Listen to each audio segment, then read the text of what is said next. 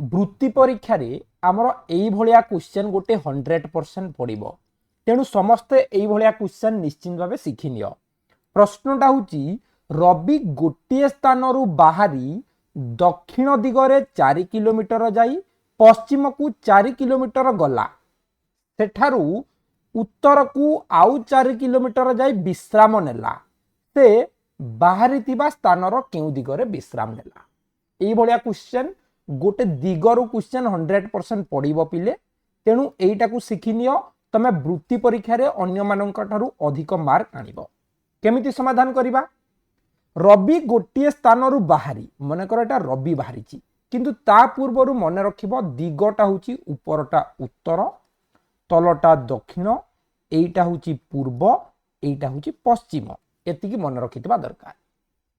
रवि कौन कला गोटे स्थान रु बाहरी की दक्षिण दिगरे 4 किलोमीटर गला माने तल को से गला 4 किलोमीटर ड्राइंग हो गला सेठारु से पश्चिम को 4 किलोमीटर गला पश्चिम कहले एई साइड को से 4 किलोमीटर गला राइट पुणी कहला सेठारु से उत्तर को 4 किलोमीटर गला उत्तर कहले ऊपर को तो एठू से कौन गला ना 4 किलोमीटर ऊपर को गला एवं एठारे से विश्राम नेला।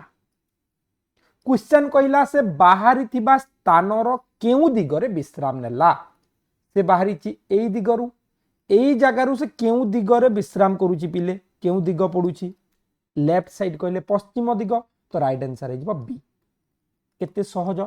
तो एई भलिया क्वेश्चन डायरेक्शन सेंस टेस्ट कहा जाय याकू बा दिगमूलक प्रश्न एई भलिया प्रश्न तुम मानकर वृत्ति एग्जाम रे गोटे निश्चित भावे आसीबो।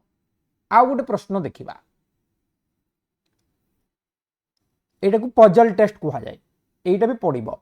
प्रश्न कहिला गुल्लू बाबू ठारू बड़ किंतु रघु ठारू सान बाबू ओ ताहार सांग मधु एका बयसर तेबे रघु और मधु मध्य बड़ किए शुणीदेले डिफिकल्ट लगुच तो या समाधान करवा आमको कहला गुल्लूटा बाबू ठारू बड़ तो एमती सजेकी रखिबा बाबू ठारू बड़ है गुल्लू किंतु रघु ठारू सान गुल्लूटा रघु ठारू सान माने रघुटा गुल्लू ठारू बड़ गोटे लाइन क्लियर हो गला।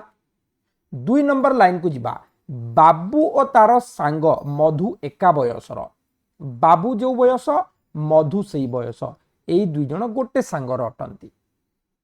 क्वेश्चन आसिला रघु आ मधु भितर बड़ किए एबे सहजरे जानि जाइथिबो बड़ किए ना रघु ए हला करेक्ट आंसर देखिकी जानि गलो पिले।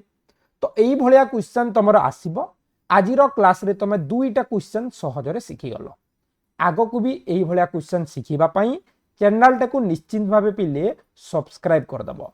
Okay thank you.